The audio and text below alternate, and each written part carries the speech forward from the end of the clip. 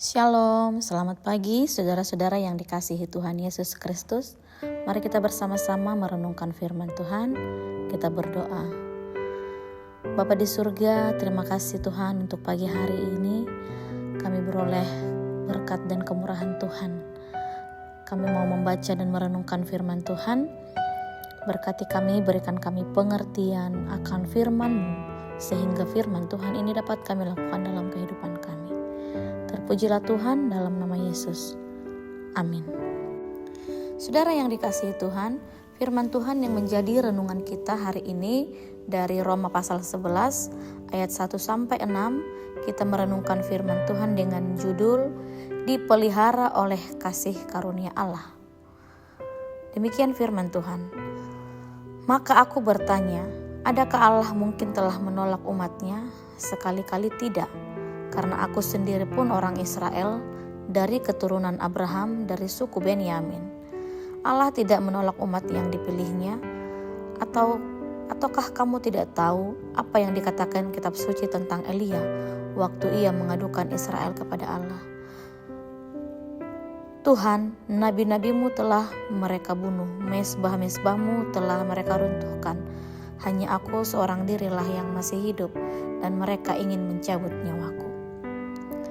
Saudara yang dikasihi Tuhan, ada sebuah ilustrasi tentang sebuah bejana di balik debu.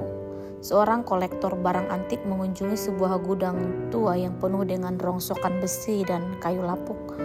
Di sudut ruangan yang gelap dan berdebu, ia menemukan sebuah bejana kecil yang tertutup kotoran tebal. Bagi pemilik gudang, benda itu hanyalah sampah yang menghalangi jalan. Namun sang kolektor melihat sesuatu yang berbeda. Ia mengambil bejana itu, membersihkannya dengan hati-hati, dan membawanya pulang. Ternyata di balik lapisan debu itu terdapat porselen peninggalan dinasti kuno yang sangat berharga. Bejana itu tidak selamat karena ia bersih atau indah saat ditemukan. Ia selamat semata-mata karena sang kolektor memilih untuk mengambilnya dan menghargainya melampaui kondisinya yang kotor.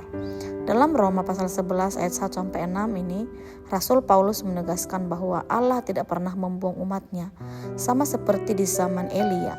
Ketika Elia merasa sendirian, Allah mengingatkan bahwa masih ada 7.000 orang yang dipeliharanya. Paulus menyebut kelompok ini sebagai sisa yang dipilih berdasarkan kasih karunia. Saudara yang dikasihi Tuhan, apa sebenarnya esensi dari kasih karunia dalam teks ini? Bukan karena kelayakan kita. Ayat 6 memberikan penegasan yang sangat kuat. Yang pertama, tetapi jika hal itu terjadi karena kasih karunia, maka bukan lagi karena perbuatan. Sebab jika tidak demikian, maka kasih karunia itu bukan lagi kasih karunia. Kasih karunia adalah pemberian cuma-cuma dari Allah. Jika kita merasa selamat karena kebaikan, pelayanan atau ketaatan kita, maka itu bukan lagi kasih karunia melainkan upah. Yang kedua, kedaulatan Allah dalam memilih.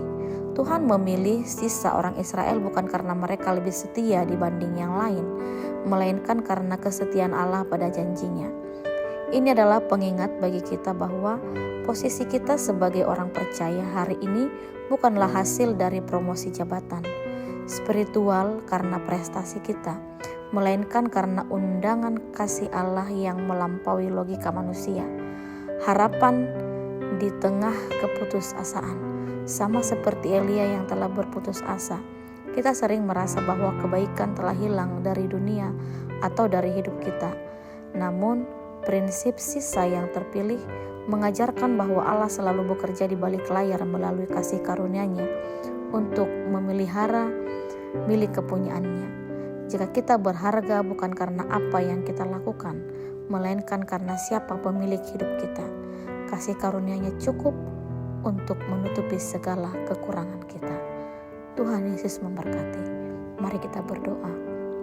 Bapa di surga, terima kasih Tuhan untuk firman Tuhan yang sudah sampai kepada kami hari ini, yang mengajarkan kami bahwa hidup kami adalah kasih karunia Tuhan karena kemurahan Tuhan. Oleh karena itu Tuhan, ajar kami untuk tetap mensyukuri segala berkat-Mu dalam kehidupan kami. Terima kasih Tuhan untuk kemurahan-Mu, Berkati kami sepanjang hari ini dalam segala kegiatan dan aktivitas yang kami lakukan. Dalam nama Tuhan Yesus Kristus kami berdoa. Amin.